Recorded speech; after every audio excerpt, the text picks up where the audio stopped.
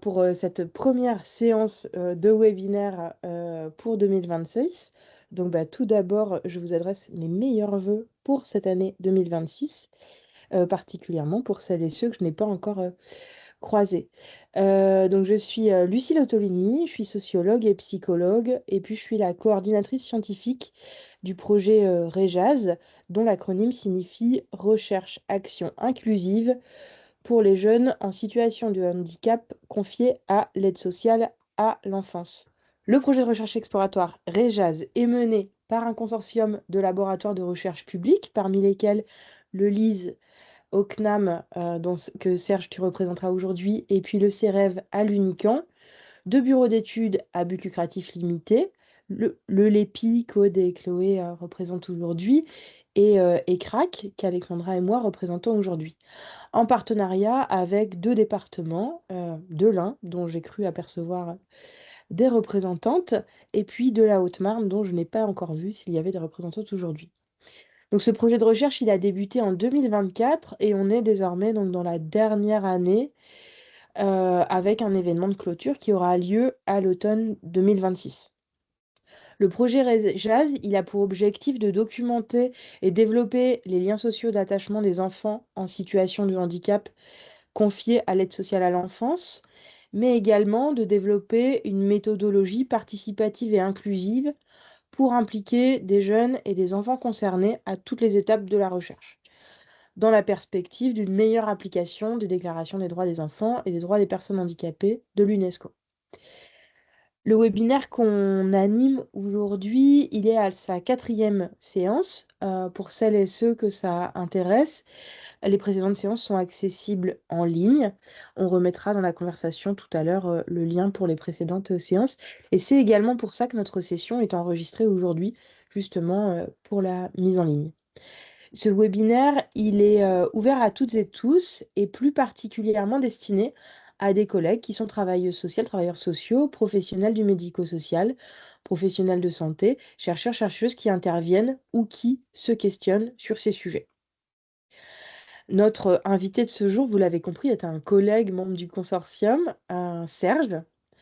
Serge, tu es professeur au CNAM où tu es titulaire de la chaire accessibilité. Tes travaux portent sur l'action publique autour de l'accessibilité depuis une vingtaine d'années. Tu as notamment contribué aux travaux de diverses institutions internationales sur ces sujets, à l'ONU, à la Commission européenne, à l'OCDE et à l'OMS. Étant donné que tu es en seconde partie de carrière et donc après un parcours riche de production, tant académique que d'expertise, il me sera impossible de citer l'ensemble des articles, des ouvrages, des rapports dont tu es l'auteur, le co-auteur ou le coordinateur. Mais de ce travail long, tu vas évoquer aujourd'hui la transformation des politiques publiques et de leurs effets à long terme sur l'inclusion et sur l'accessibilité pour ces enfants, et leurs familles et pour leurs proches. Pour étudier cette transformation longue, tu coordonnes ou as coordonné des enquêtes en prenant pour point de départ les métiers, mais également les outils comme la généralisation de tests diagnostiques ou de dépistage. La question de la participation des enfants et des familles, qui est au cœur de la méthodologie de REJAZ, tu nous en parleras peut-être aujourd'hui à partir de tes travaux auprès des associations médico-sociales sur l'autodétermination. Donc, il est 14h10, nous sommes ensemble jusqu'à 16h. Serge, tu vas avoir 45 premières minutes, à l'issue desquelles nous aurons le temps pour une discussion d'environ 1 heure où chacune pourra soit réagir, soit interroger, soit témoigner. Donc n'hésitez pas, ne vous censurez pas. Serge, je n'ai pas eu le temps de te faire relire mon introduction. Si j'ai dit des bêtises ou si tu souhaites la compléter, évidemment, n'hésite pas. Non, non, mais merci de cette présentation, Lucille. Effectivement, je suis en seconde mi-temps de ma carrière, on pourrait le formuler ainsi.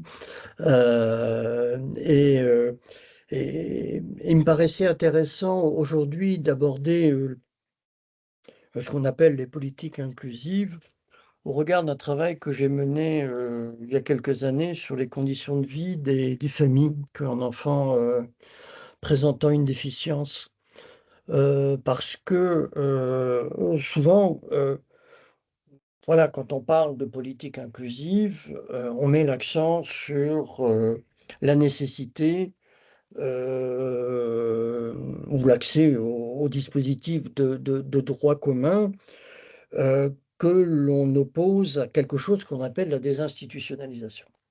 Donc, il y aurait le droit commun qui serait euh, synonyme d'inclusion, là où toute intervention sociale, notamment dans par le cadre de structures spécialisées, serait synonyme de privation de liberté. Ce que je vais essayer de montrer aujourd'hui, c'est que c'est un peu plus compliqué que ça. Et que opposer, comme le fait l'ambition inclusive,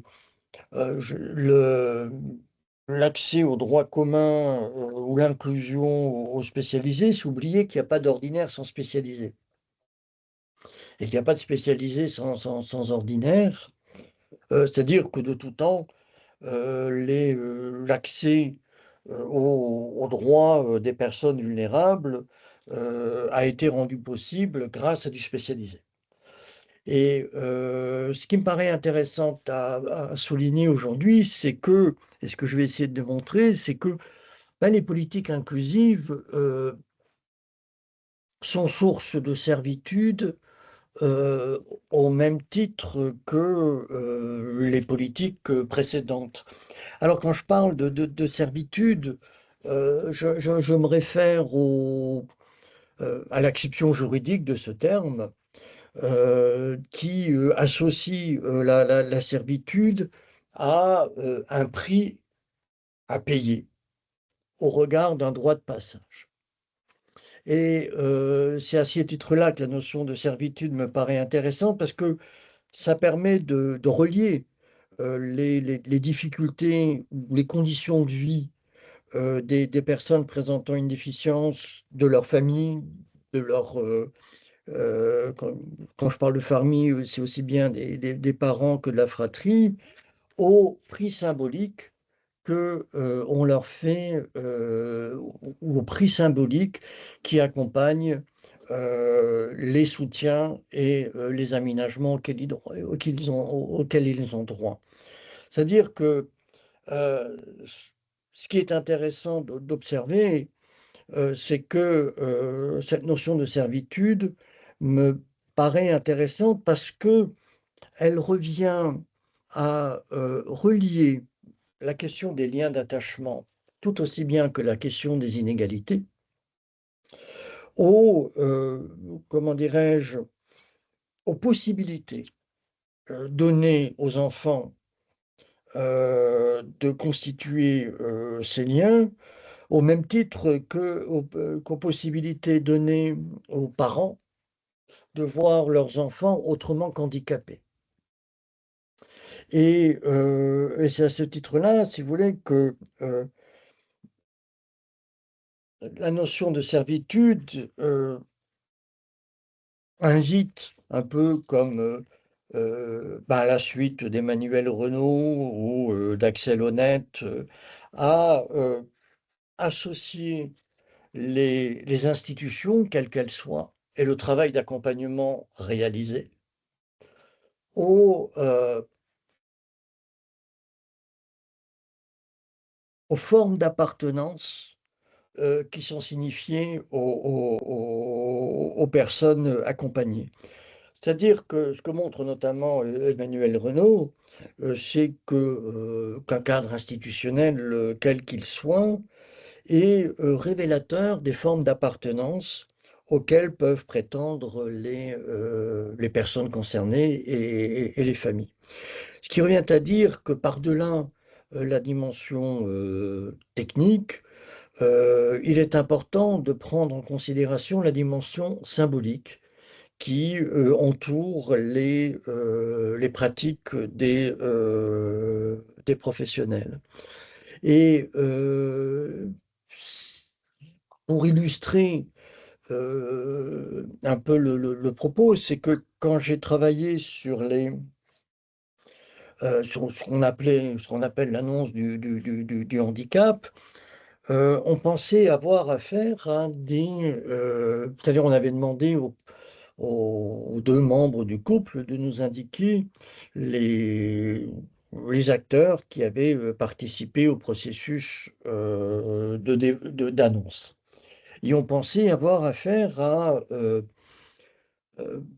à, à des sages-femmes, à des pédiatres, à des obstétriciens, donc grosso modo des membres du corps médical ou paramédical. Et nous avons été très surpris de constater que les parents nous ont signifié que les éducateurs participaient du processus d'annonce du handicap, que les MDPH, que l'école, que les assistants sociaux, finalement, voire même les voisins. Finalement, ce qu'ils nous ont indiqué, c'est qu'ils avaient peut-être pris connaissance à un moment donné de l'irruption de la déficience dans l'environnement familial, mais que ce que cela signifiait, ils en prenaient connaissance au quotidien, au contact des institutions. C'est-à-dire que c'est au contact de l'école qu'ils se rendent compte que leur enfant a les mêmes droits que les autres enfants, à ceci près qu'on leur demande de formuler un projet de scolarisation. C'est au contact des professionnels qu'ils se rendent compte que le projet éducatif qu'ils peuvent avoir à l'égard de leur enfant peut être conditionné par les procédures d'évaluation, hein. Les procédures d'évaluation ne sont pas des procédures d'évaluation, ce sont des procédures à travers lesquelles on s'attache à identifier la légitimité de la prétention au droit. Si on prend par exemple l'outil G20, ben, l'outil G20 a pour vocation de vérifier si la prétention au droit que l'on reconnaît aux personnes et aux familles n'est pas prétentieuse. Et c'est à ce titre-là que quand on évalue l'outil G20, évalue moins des besoins éducatifs, par exemple, que des besoins de soutien qui permettent d'identifier la faisabilité ou la non-faisabilité des choses pour les acteurs de l'école quand on parle de scolarisation ou pour les acteurs de l'emploi, etc. Donc, si vous voulez, et c'est à ce titre-là qu'il me paraît important de, de s'interroger sur les possibilités données aux parents d'exercer leur rôle de parents à travers les possibilités de soutien dont ils disposent. Et c'est à ce titre-là que j'avais mené une petite enquête sur les conditions de vie des parents. Euh, alors, il s'agissait de voir en quoi les soutiens dont ils bénéficiaient leur permettaient euh, d'exercer une activité professionnelle, de concrétiser le projet éducatif qu'ils avaient pour leur enfant, de concilier les temps sociaux, et c'est un peu de l'analyse de ces données que je vais essayer de vous présenter. Est-ce que vous voyez mon écran? Tout à fait. Très bien. Simplement, c'est pas en plein écran ton PowerPoint. Le voilà. Ouais, ça y est, merci. Alors, ce que montrent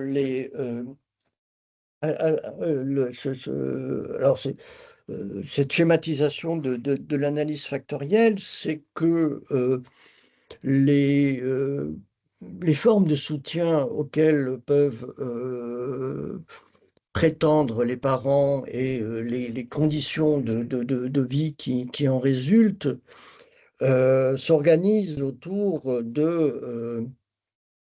de deux axes. Le premier, c'est l'axe relatif à l'appartenance sociale.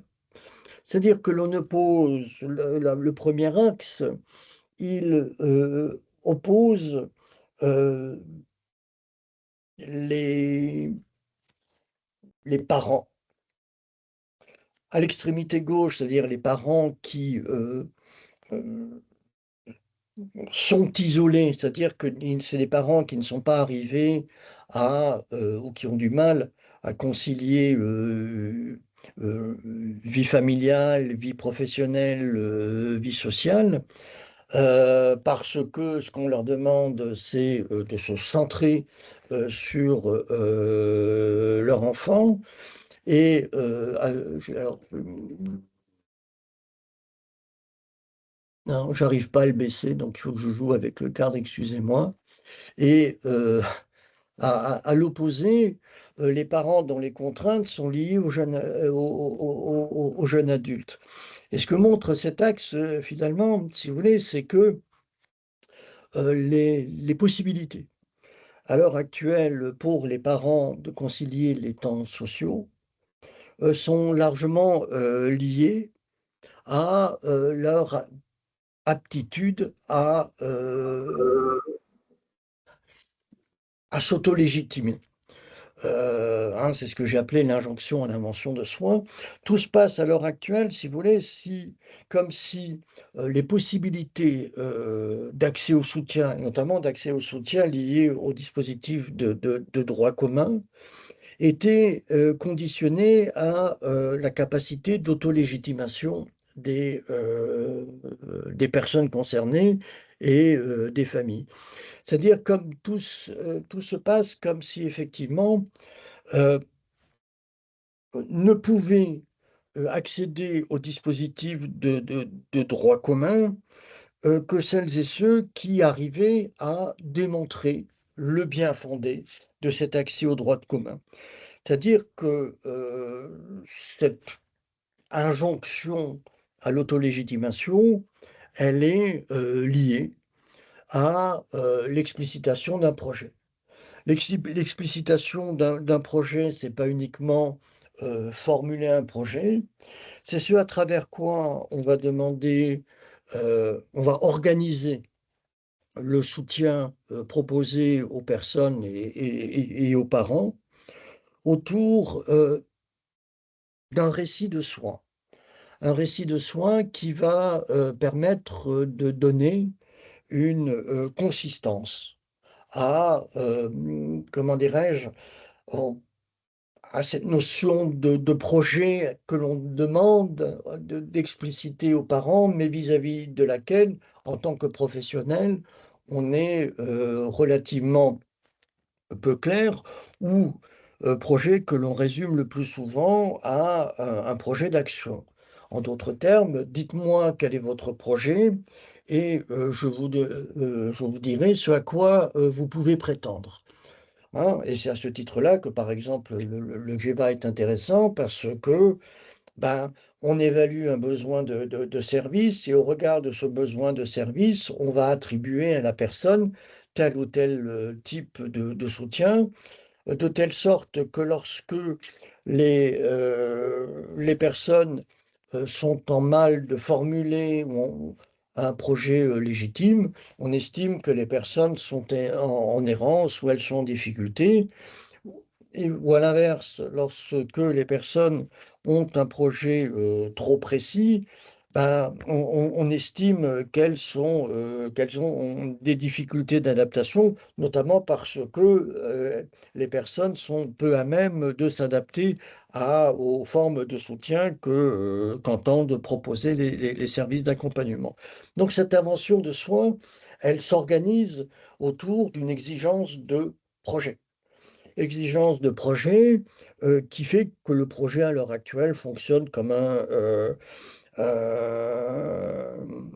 un référentiel normatif. Cette injonction à l'invention de soins, elle s'organise aussi autour d'une obligation faite aux parents de se centrer sur leur enfant. Ce qui est extrêmement intéressant à observer, c'est que, notamment pour les enfants en bas âge, pour lesquels les modalités d'accès à la scolarisation et de soutien sont moins explicites, ben, les parents sont obligés de réorganiser leur temps autour de leur enfant.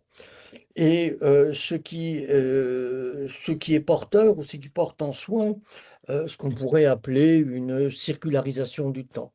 C'est-à-dire que ce qui nous a frappé dans les entretiens, c'est que les parents disaient qu'ils avaient l'impression que ça ne s'arrête jamais, qu'ils passaient leur temps à, euh, à, à se réinventer, comme si effectivement, et une mère disait avoir l'impression d'être emprisonné.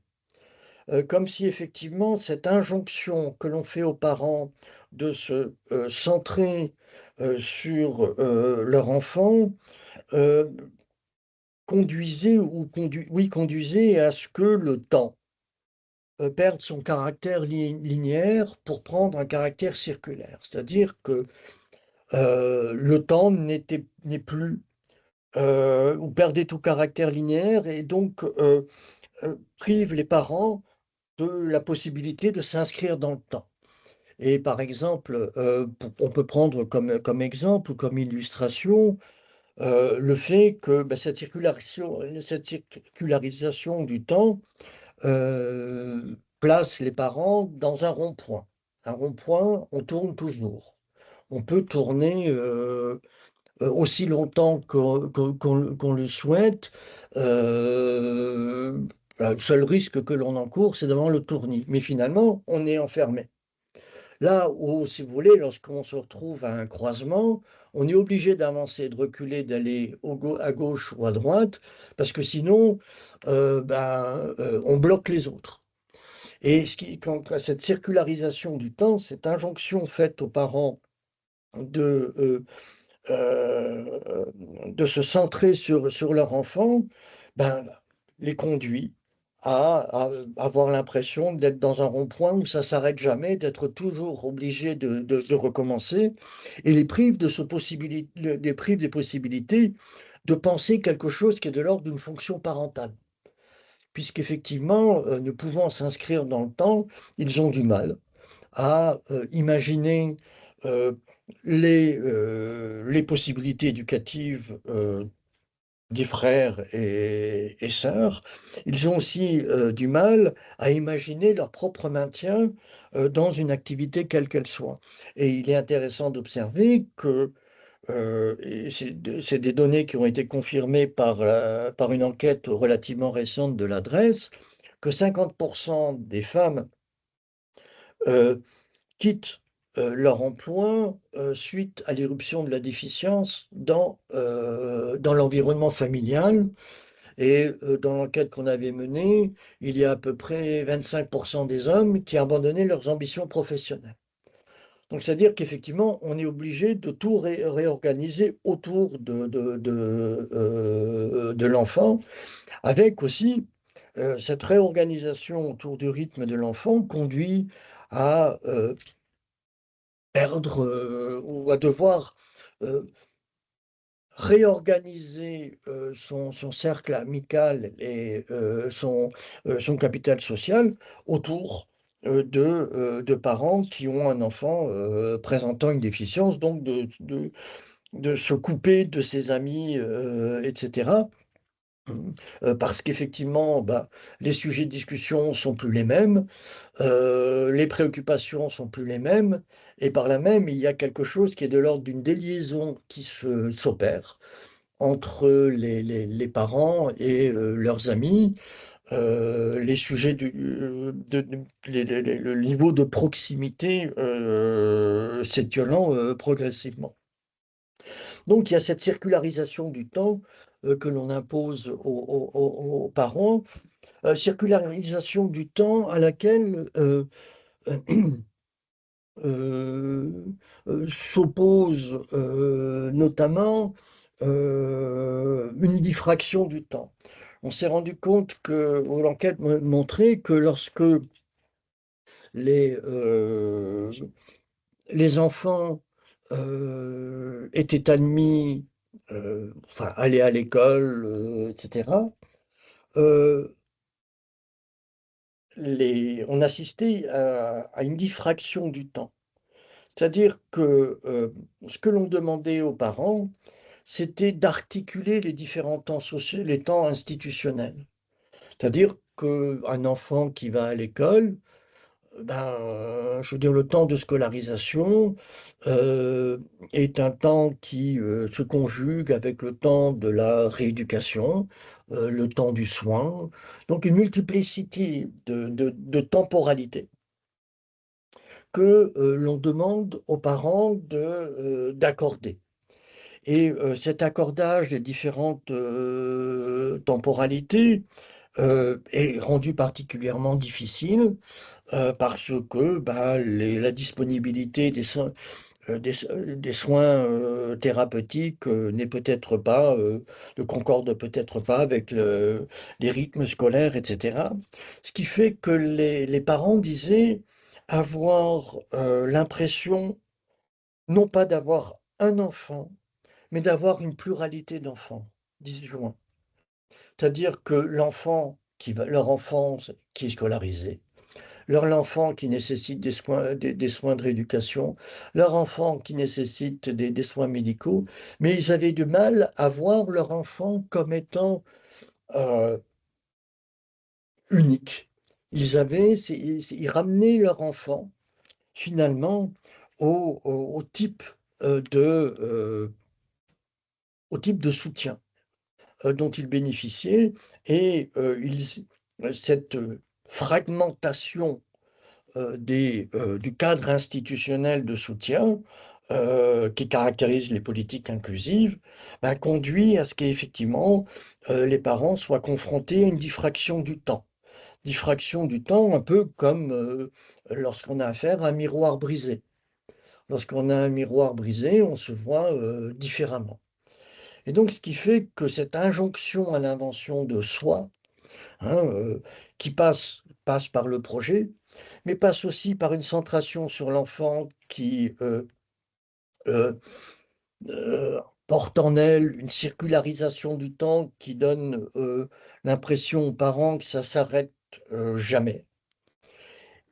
D'une part, notamment lorsque leur enfant est à domicile euh, ou à l'inverse, euh, les parents sont confrontés à une diffraction du temps lorsque on leur demande d'accorder les différentes temporalités institutionnelles. Euh, Autre élément autour duquel se matérialise l'injonction à l'invention de soins, c'est cette injonction à la participation qui caractérise les politiques inclusives. Euh, une des caractéristiques des politiques inclusives, c'est de euh, s'assurer de la participation des personnes. Encore faut-il que les personnes aient les ressources en temps, en, en capital culturel, en capital symbolique, etc., leur permettant de satisfaire à cette injonction de participation, et je reviendrai ultérieurement.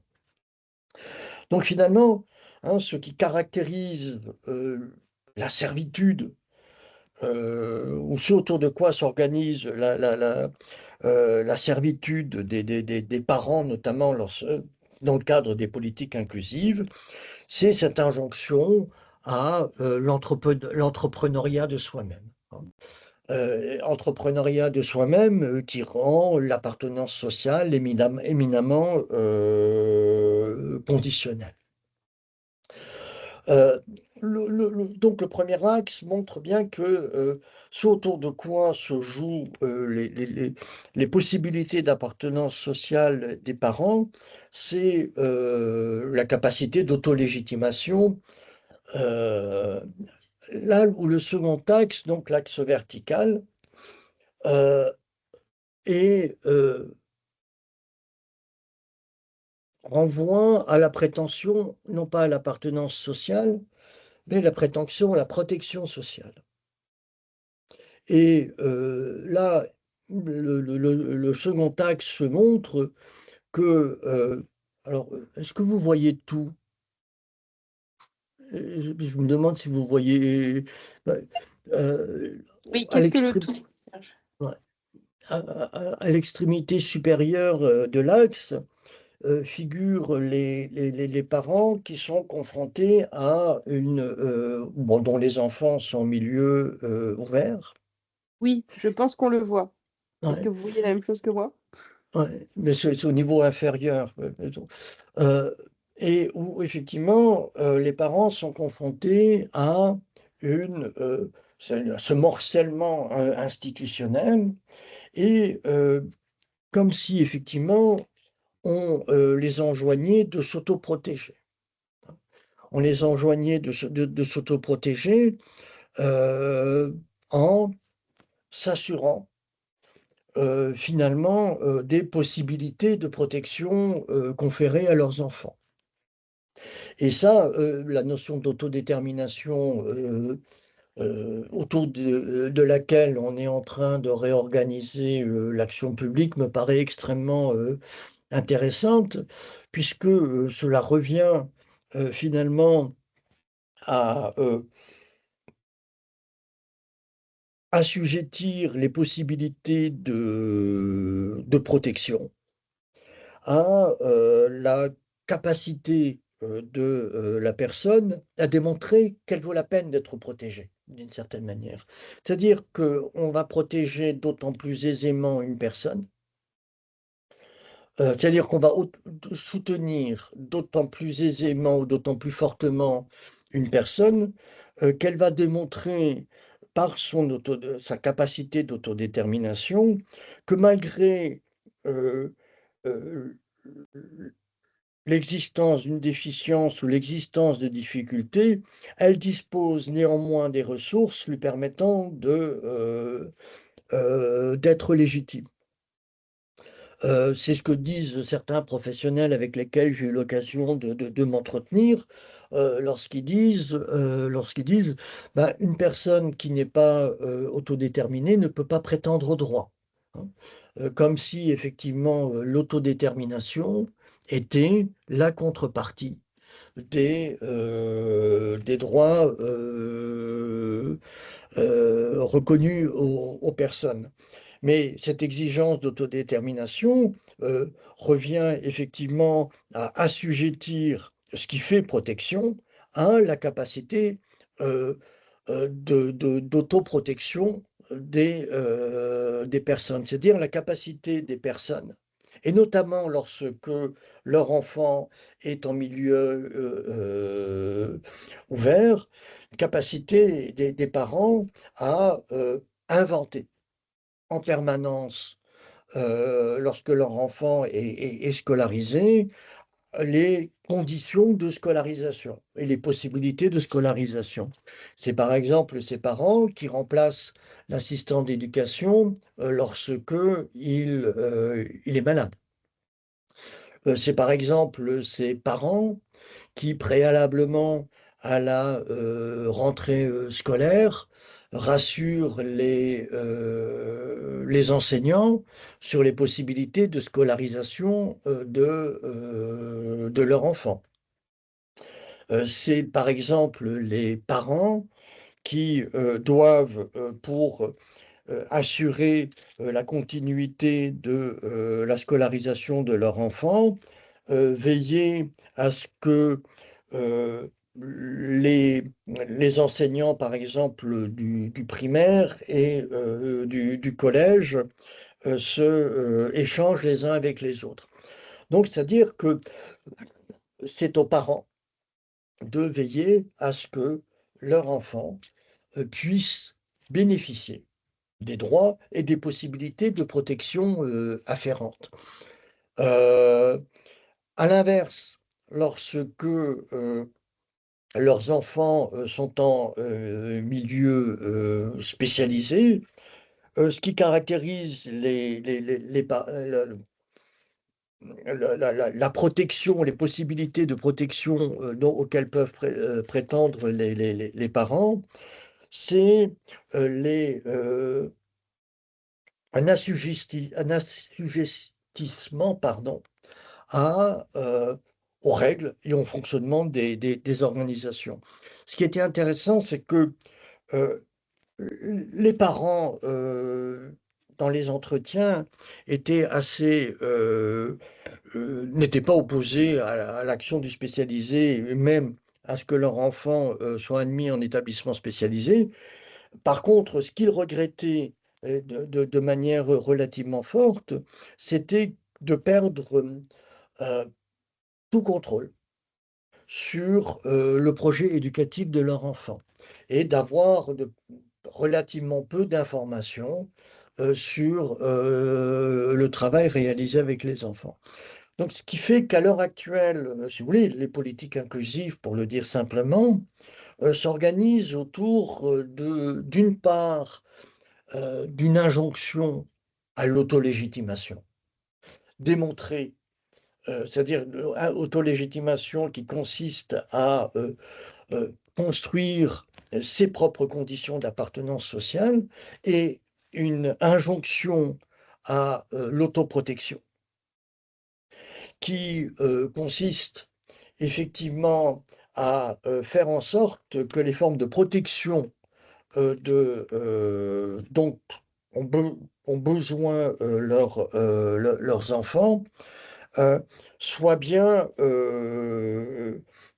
soient bien celles demandées ou nécessitées plus précisément en explicitant, en étant à même d'expliciter les besoins de soutien. Donc comme s'il y avait une acception méritocratique, c'est-à-dire qu'une acception méritocratique qui contribuait à ce que l'on aide celles et ceux qui sont le plus proches des référentiels normatifs que développent les structures d'appui et de soutien.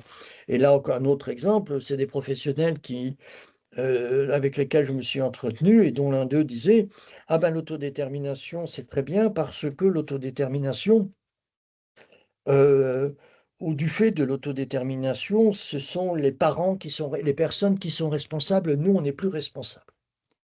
Donc, comme si effectivement, euh, il n'y avait plus aucune responsabilité collective assumée a priori à l'égard des personnes auprès desquelles on travaille, et qu'il n'y avait que de responsabilité en contexte au regard de la capacité des personnes à s'autolégitimer. Et c'est bien ce que montrent notamment les travaux d'Astier, hein, lorsqu'elle distingue la relation sur autrui avec la relation avec autrui. À l'extrémité inférieure de l'axe, ben, on trouve effectivement la relation sur autrui traditionnelle. Alors qu'à l'extrémité supérieure de l'axe, on retrouve les caractéristiques de la relation avec autrui. Hein, la distinction que fait Astier à ce propos consiste à distinguer ou à associer la relation avec autrui à une relation où l'on aide les gens à s'aider avant d'aider les gens a priori. Et donc, si vous voulez, ce qui revient à dire que les politiques inclusives, loin d'être peut-être source d'une effectivité de droit, sont à l'heure actuelle ou reflètent à l'heure actuelle une réorganisation de ce qui fait appartenance sociale autour d'une injonction à la mention de soi d'une part, et une réorganisation de ce qui fait protection, où il ne s'agit plus de protéger les personnes, mais de protéger leurs possibilités de participation sociale. Et on assume que la participation sociale, c'est ce à travers quoi les personnes vont être à même d'acquérir les formes de protection. Et c'est là que les politiques inclusives, cette réorganisation de l'action publique autour de l'invention de soi d'une part et de la protection de soi d'autre part, invite à faire de l'accessibilité une forme rapprochée de protection sociale, c'est-à-dire de s'interroger à, sur les ressources conférées aux parents ou aux personnes concernées pour leur permettre d'être les entrepreneurs de leur devenir, pour être à même de s'auto-protéger. Si j'insiste, alors mon propos n'est pas d'être pour ou contre l'inclusion, parce que pour moi ça fait pas sens. Je veux dire, bon, il y a cette notion d'inclusion qui s'est imposée, tout l'enjeu est d'essayer de comprendre ce qui se joue derrière quelque chose qu'on pourrait appeler l'ambition inclusive. Mon propos n'est pas non plus de parler de l'inclusion, mais de comprendre ce qui se joue dans l'inclusion, hein, de cette notion d'inclusion, parce qu'effectivement, cela revient, me semble-t-il, à attirer l'attention sur la nécessité de s'interroger sur les appuis que l'on confère aux parents pour être vus légitimes auprès des acteurs du dispositif de droit commun, et pour être vus légitimes comme étant un participant ou un co-constructeur des processus comme le veulent les textes. Parce que je trouve l'idée de co-construction très intéressante, euh, légitime. Encore faut-il qu'elle fasse sens pour les professionnels. Et il est difficile pour un professionnel quel qu'il soit de penser simultanément la personne objet et sujet d'intervention. C'est-à-dire que il est assez malaisé pour les professionnels de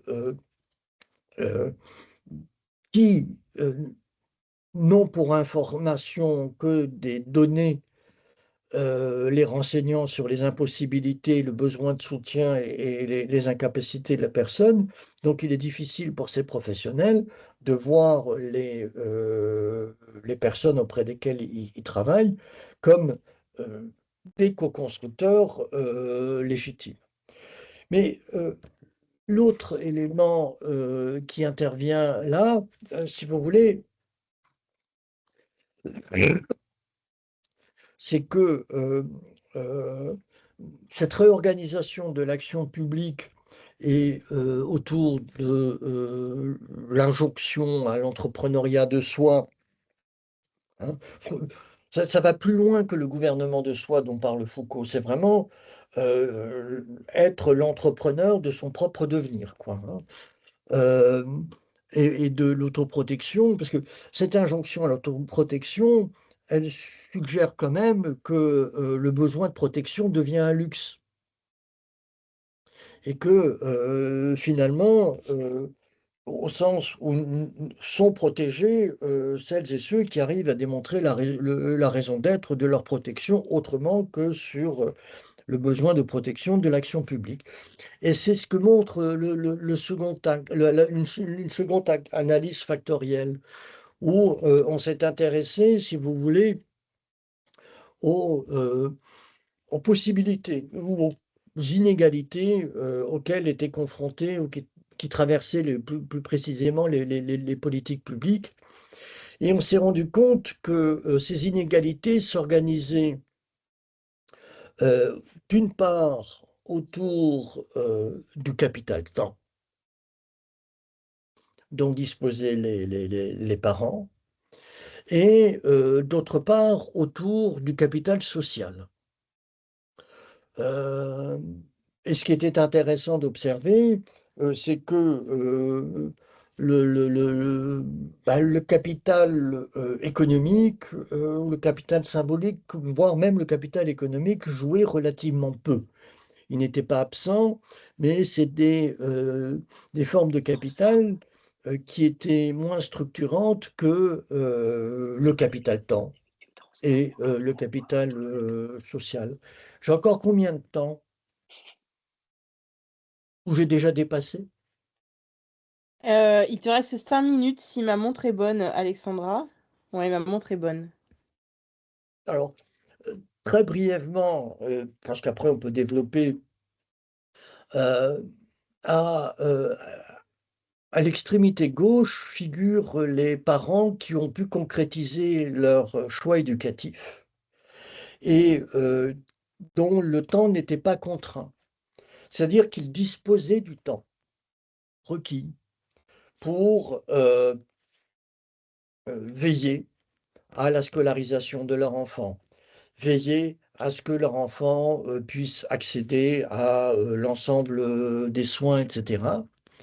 Alors qu'à l'autre extrémité de l'axe figurent les parents qui n'ont pu concrétiser leur choix éducatif, c'est-à-dire les parents qui souhaitaient que leur enfant euh, accède au dispositif de droit commun, mais dont l'enfant était en milieu spécialisé et qui avaient la particularité de ne pas avoir de temps, de ne pas disposer du capital temps euh, requis. Ce qui fait que finalement, pouvaient accéder au, au dispositif de droit commun les familles qui disposaient du capital temps requis. Et comme parce qu'effectivement, et j'en reviens à l'injonction à l'injonction à la participation sociale évoquée, c'est que pour participer, il faut du temps. Et si on n'a pas de temps, ben finalement, non seulement on n'a pas la possibilité de participer, mais on se voit disqualifié dans sa fonction parentale. C'est-à-dire que les parents qui étaient désignés par les professionnels comme étant des parents peu résilients, le moins à même de s'occuper de leurs enfants, etc., étaient également les parents qui n'avaient pas le temps. Et à cette extrémité droite figuraient notamment les femmes ou les personnes qui élevaient seuls leurs enfants. Euh, L'autre, à l'extrémité supérieure de l'axe, bah, on a les cas de figure où parents et enfants étaient socialement inscrits, et à l'opposé, les cas de figure où les parents et l'enfant étaient socialement marginalisés, et il apparaissait que cette opposition est liée à un capital social qui rend indépendant des systèmes de protection sociale. C'est-à-dire que euh, le réseau amical, le réseau familial, enfin ce sur quoi pouvaient s'appuyer les parents euh, pour ne pas être soumis aux temporalités des structures d'appui et de soutien, pour ne pas être soumis au rythme administratif, etc., ben, contribuer à ce que les parents et les enfants puissent s'inscrire socialement, à la différence de ceux qui n'avaient pas les ressources familiales, amicales, etc., qui, eux, étaient dépendants du système de protection sociale et qui se trouvaient marginalisés. Voilà, je vais arrêter là-dessus. En me réjouissant des questions qu'auront suscité mes propos et en espérant que mes propos auront suscité quelques questions et quelque intérêt. Voilà, je vous remercie beaucoup. Merci beaucoup, Serge. En effet, il nous reste environ 1 heure pour laisser une large place à la discussion. Pour celles et ceux qui nous ont rejoints après l'introduction, je vous le rappelle, il n'y a pas de questions à poser, de questions à pas poser, de format des questions. Ce sont simplement vos questions à vous ou vos réactions. Oui, d'ailleurs, c'est même pas obligé que ce soit des questions, ça peut être des réactions, des expériences euh, ou des chats qui passent, même s'ils sont bien silencieux. Euh, Est-ce que quelqu'une veut ouvrir le bal? Oui, Aude, sans surprise. Oui, bonjour. J'avais une question. Est-ce que tu dirais, Serge, que la politique d'inclusion a entraîné le passage, de l'établissement inclusif à la nécessité d'une famille inclusive? Alors, c'est vrai qu'il ça aurait été intéressant que ce que tu as analysé avec les familles, tu tu puisses comparer, entre, les enfants qui sont pris en charge dans des et peut-être il y a quelques années auparavant, des enfants qui seraient vraiment pris en charge totalement dans une institution totale, et versus on a l'impression quand tu parles que finalement, aujourd'hui, c'est la famille qui doit jouer ce rôle et que ça l'a pas été pendant un certain temps. Et ma deuxième question, c'est sur la notion d'autodétermination. Comment tu définirais ce concept? Et est-ce que tu en sais un peu davantage sur, le moment où il est apparu? Quelle est son histoire? Et Ouais. son Merci. cheminement dans les disciplines peut-être? Ouais. Merci. Si je Merci. peux compléter par une question de précision, justement sur la politique inclusive, est-ce que soit Aude, à partir des enquêtes sur la protection de l'enfance, mais aussi toi, Serge, est-ce que vous pouvez préciser un peu enfin, ce que vous voyez comme jalon temporel à cette émergence de la politique d'inclusion? Ouais. Mais il y a un article qui va paraître prochainement là-dessus que j'ai commis. C'est-à-dire que euh, cette notion d'inclusion peut être ramenée à la fin des années 70. À la fin des années 70, avec l'émergence notamment des sciences cognitives. Des sciences cognitives qui ont remis en cause l'opposition capable-incapable. C'est-à-dire que toutes les politiques publiques se sont organisées tout au long du XXe siècle autour de l'idée qu'il y avait des personnes incapables qu'il fallait protéger par le biais de la redistribution et qui, et qu'il fallait protéger par le biais de la redistribution et qu'il fallait réadapter pour les rapprocher des normes de la société. Et c'est autour de la figure de l'incapable que s'est institutionnalisé le travail social. Les institutions que l'on dit totales à l'heure actuelle étaient à l'époque des espaces d'émancipation puisque leur objectif était non seulement, n'était pas plus précisément de, euh, de veiller à l'accueil des incurables, mais de réadapter des incapables en vue de leur permettre d'accéder à un emploi, d'accéder à la vie sociale, etc. Et donc, les sciences cognitives ont remis en cause cette notion d'incapable en s'appuyant sur la plasticité du cerveau notamment, euh, plasticité du cerveau qui invite à une approche développementale se préoccupant des possibilités de l'étayage des possibilités de développement des personnes. Et donc, compter de la fin des années 70, ben, les sciences cognitives, alors là, je vais très très vite, quoi, hein, mais les sciences cognitives ont accrédité l'idée qu'à la figure de l'incapable, on pouvait substituer ou se substituer la figure de l'atypique, c'est-à-dire celui dont les difficultés n'étaient pas liées aux conséquences d'une déficience, mais celui dont les difficultés étaient liées à un environnement étayant insuffisamment ou de manière inappropriée les personnes dans leur développement.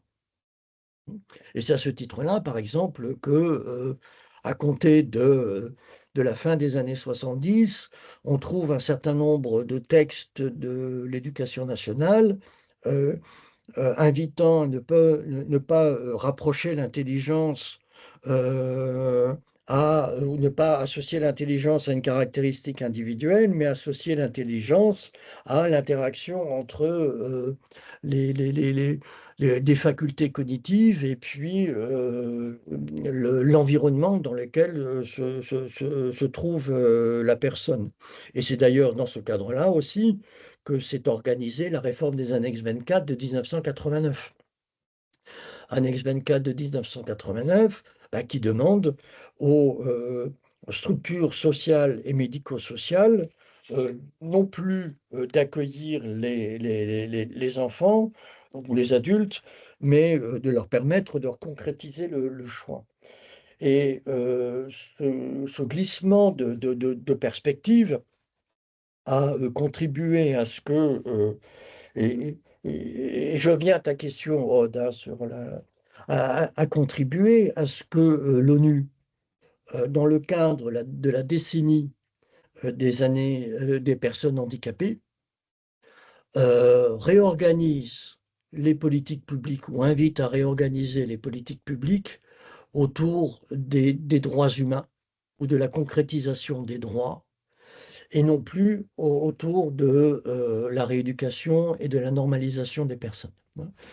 Le principe central de l'ONU autour desquels ont été menés des travaux tout au long des années 90 et qui ont conduit aux règles pour l'égalisation des chances en 1993, donc a conduit à ce qu'effectivement, on réorganise la légitimité des structures, non plus autour de la normalisation des personnes, mais autour de la normalisation des environnements. C'est-à-dire que le problème résidait dans le fait que les personnes n'avaient pas résidait dans le fait que les personnes ne pouvaient pas exercer les mêmes droits que les autres, du fait de la rééducation ou de la réadaptation.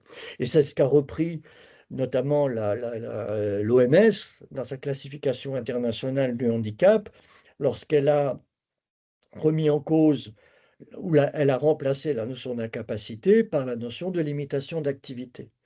C'est-à-dire que la notion d'incapacité gênait l'OMS. Hein, donc là, on est entre 96 et 2000.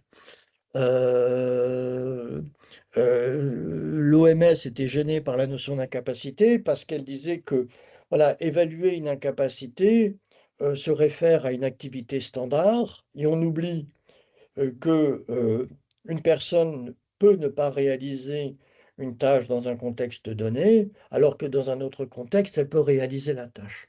Et que le problème, ce n'est pas la personne, c'est le contexte dans lequel se trouve la personne. Et l'autre argument pointé par l'ONU, par l'OMS, pardon, c'est de dire que une personne peut ne pas être à même d'effectuer une tâche dans un temps T, mais un temps T plus 1, elle y arrivera.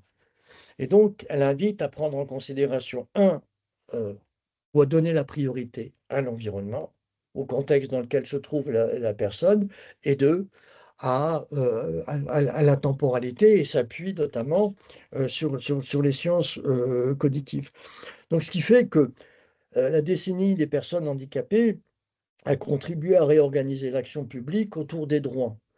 Et à partir des règles pour l'égalisation des chances, en 88, le programme Helios a été créé au niveau de la Commission européenne.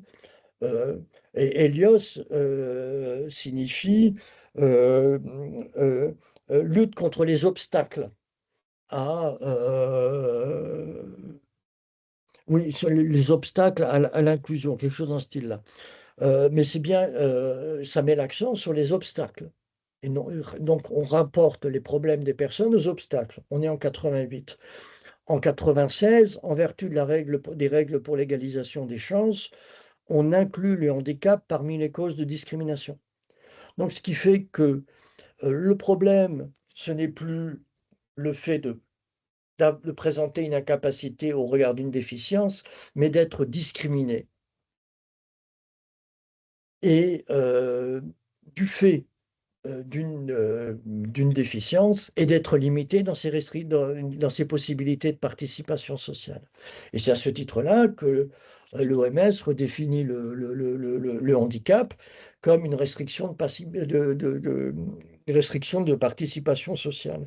Et c'est là que la notion d'inclusion s'est imposée à compter de la fin des années 80, début des années 90, autour de l'idée que le problème c'était pas d'intégrer les personnes, mais de s'assurer de leur possibilité de participation sociale.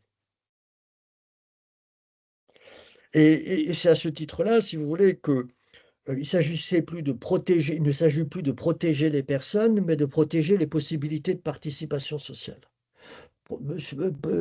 Protection des possibilités de participation sociale, ben, que dénote cette notion de sécurisation de parcours.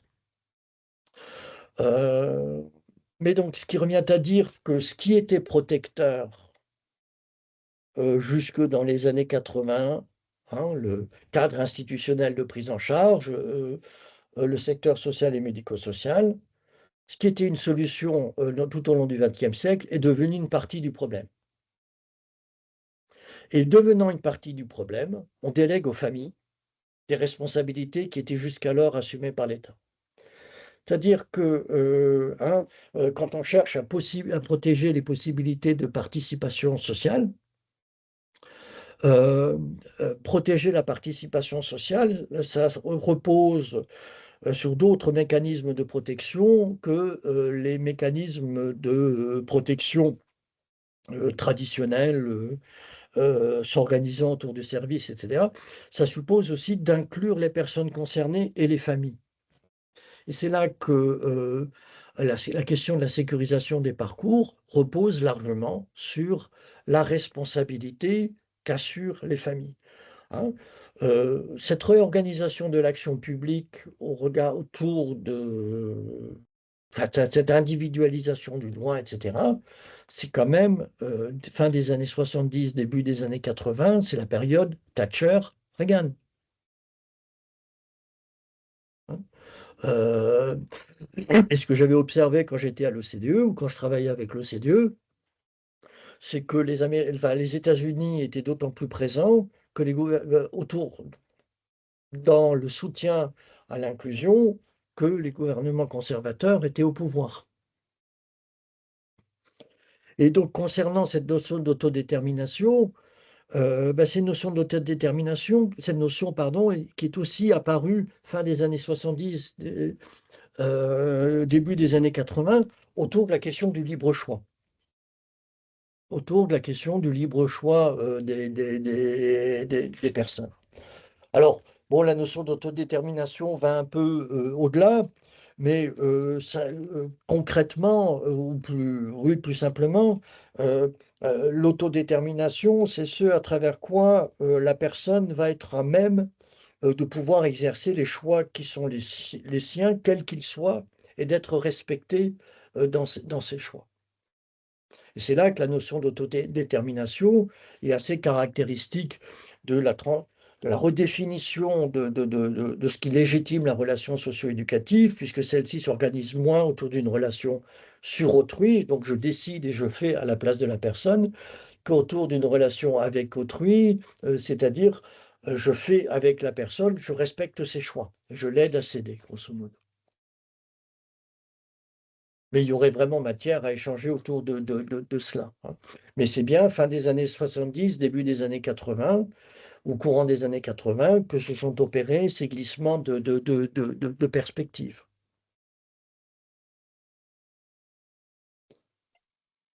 Alors, je pense que personnellement, je ne m'attendais pas à ce jalon temporel, mais j'entends. Est-ce qu'il y a d'autres questions que celles de Aude ou d'autres réactions? Puisqu'il ne s'agit pas que ce soit un dialogue entre chercheurs, hein, s'il vous plaît.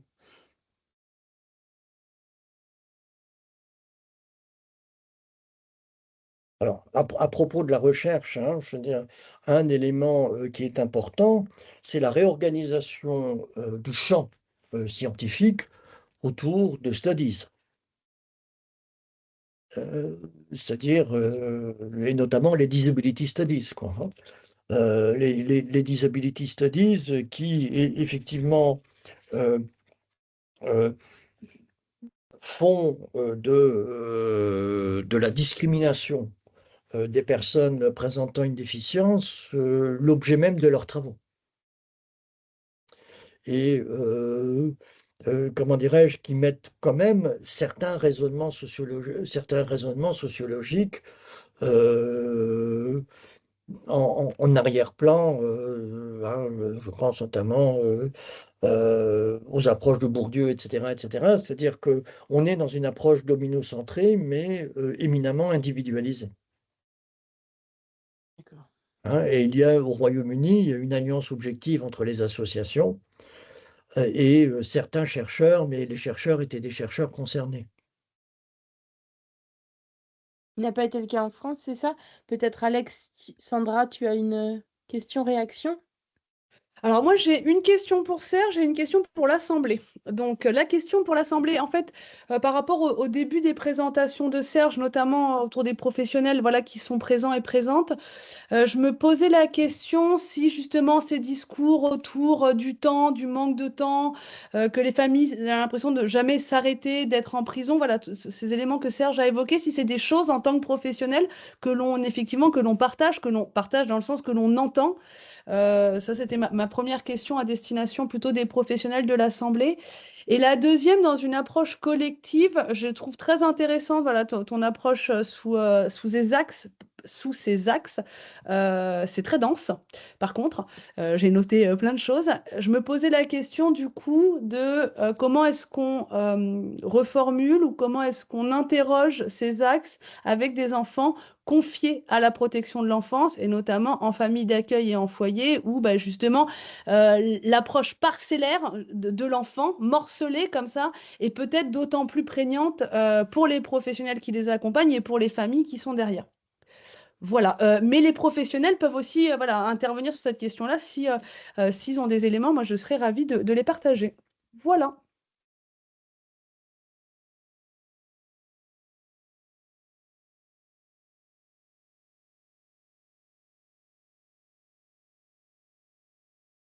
Juste pour compléter peut-être et rendre plus accessible la notion d'inclusivité, alors, comment dire? Serge a évoqué, l'histoire de d'un changement, de vision, progressive.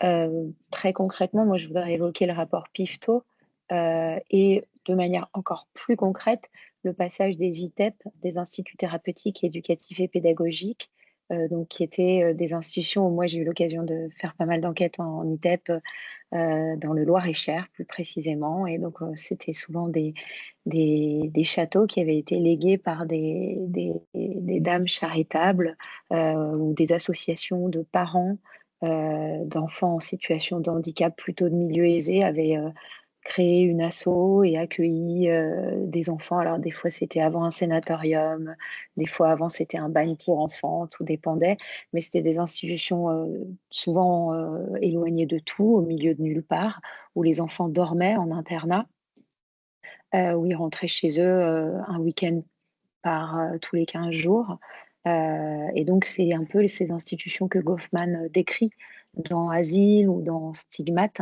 ces institutions totales et aujourd'hui, bah, on a voilà, on a très progressivement, on a eu de moins en moins d'internats. D'ailleurs, s'est posé de nouvelles questions, la question des taxis qui, du coup, emmènent les enfants, le matin et le soir. Et puis, bah, du coup, s'ils rentrent, ça veut dire qu'ils doivent pas être trop loin de chez eux, même si, à l'époque où je menais, mes enquêtes, ils avaient parfois 2 heures de taxi le matin, 2 heures de taxi le soir, ce qui n'était pas sans poser, de problème.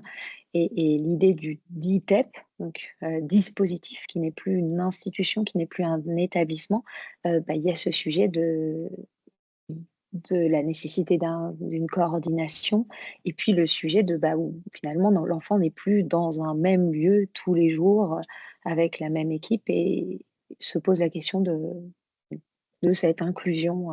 Voilà, c'est pour faire le lien peut-être très concret, si je ne me trompe pas, Serge. Oui, oui, non, mais tout à fait. C'est-à-dire qu'à partir du moment où le problème qui fonde l'action publique n'est plus ramené à quelque chose qui est de l'ordre de l'incapacité, et donc qui est intrinsèque à la personne,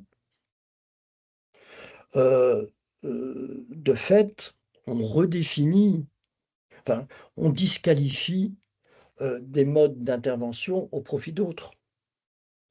C'est-à-dire que pourquoi enfin, on a créé, enfin, ces établissements ont été créés dans d'anciens châteaux, etc., parce que, si vous voulez, à la fin du 19e, on a remplacé l'opposition curable-incurable par l'opposition capable-incapable. Donc, ce qui fait qu'effectivement, les asiles n'était plus légitime parce que un incurable savait sa place dans un asile, un incapable non. Un incapable, c'est quelqu'un qu'on peut réadapter, on peut rééduquer. Et grâce au travail éducatif, etc., et rééducatif, on va permettre à la personne de pouvoir prétendre au même, oui, aux mêmes rôles sociaux que les autres. À partir du moment où l'on disqualifie la figure de l'incapable, et on la remplace par la notion d'atypique, ben, les, euh, les ITEP, les IME perdent leur sens.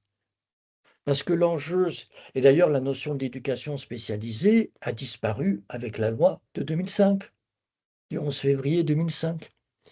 Hein. Euh, C'est-à-dire que l'objectif n'est plus d'éduquer de manière spécialisée les personnes dans des espaces spécifiques. L'objectif est de permettre à ces enfants d'être avec les autres. Et c'est à ce titre-là qu'on a remplacé les ITEP par les DITEP. Les IME maintenant sont devenus des DIM. Des dispositifs intégrés médico-éducatifs. Il y a les DAM aussi, les dispositifs d'appui médico-éducatif. Et puis on inventera peut-être les DOOM, et puis ça fera Dim Dam Doom. Mais c'est-à-dire qu'on réorganise l'action publique autour de dispositifs. De dispositifs qui réorganisent la légitimité du secteur social et médico-social, non plus autour de la normalisation des personnes, mais autour de la normalisation des environnements. C'est-à-dire que ce que l'on demande aux professionnels, c'est de soutenir les acteurs de l'école. Si on parle des DIM ou des DITEP, c'est de soutenir les acteurs de l'école, à la limite, indépendamment de l'enfant. C'est-à-dire que on admet que soutenir l'enfant ne suffit plus à soutenir le système, ou ne suffit pas à soutenir le système. Donc il faut soutenir le système. Et c'est ce qui se joue dans la transformation des établissements en dispositifs. Et ce qui est intéressant d'observer, c'est que cette transformation des établissements en dispositifs s'est accompagnée d'une redéfinition des modalités de financement des établissements. C'est-à-dire que longtemps, jusque il y a 2017, 2018 de mémoire, les établissements étaient financés au regard du type de public accueilli. Et puis, il y avait les établissements qui accueillaient les enfants avaient un retard mental profond, léger, etc. La DGCS a remis en cause cette classification au profit du trouble neurodéveloppemental. Donc, le trouble neurodéveloppemental, il inclut un large éventail de populations, ce qui fait qu'un établissement peut accueillir une diversité de populations en vue d'offrir une diversité de réponses. C'est bien une réorganisation de l'action publique autour d'une logique de dispositif qui est fondée sur la capacité d'autolégitimation des parents et la capacité des parents à avoir le capital temps et le capital social nécessaire pour faire en sorte que lorsque les professionnels n'arrivent pas à se réunir pour échanger autour de l'enfant, ben, que les parents fournissent aux uns et aux autres les éléments d'information nécessaires, par exemple. Mais je ne sais pas si parmi les professionnels présents, cette notion de temps... Oui, alors il y a des déconnexions progressives. Donc pour celles qui nous quittent déjà, j'anticipe un tout petit peu, mais Alexandra l'a mis dans la conversation. La prochaine séance du séminaire est annoncée. Peut-être qu'on peut déjà ouvrir les caméras et puis évoquer justement les dispositifs ou les territoires ou les situations des personnes que vous pouvez accompagner ou voilà les dispositifs dans lesquels vous intervenez.